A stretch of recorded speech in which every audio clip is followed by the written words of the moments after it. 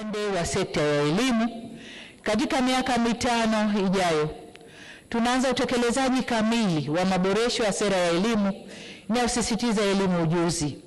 Tutaendelea kuweka mkazo zaidi kwenye masomo ya sayansi na hisabati. Azma yetu ni kuongeza wanasayansi wabobezi katika eneo la sayansi ya data, akili unde, sayansi ya kompyuta na teknolojia za viwanda. Tutatumia mfuko wa Samia Scholarship kusomesha wanasayansi hawa ndani na nje ya nchi.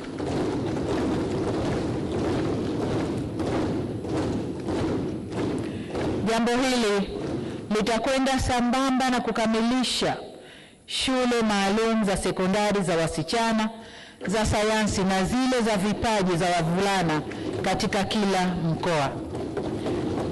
Ili kuhakikisha mitaala na silabasi zetu zinatekelezwa kikamilifu, tutaunganisha kwa njia ya kidigitali shule za vijijini na mijini ili kubadilishana uzoefu na taarifa. Kama tulivyoahidi wananchi, tutaongeza mikopo ya elimu ya juu, kwani kipindi hiki kwa mara ya kwanza katika historia ya nchi yetu tutakuwa na kampasi za vyuo vikuu kila mkoa.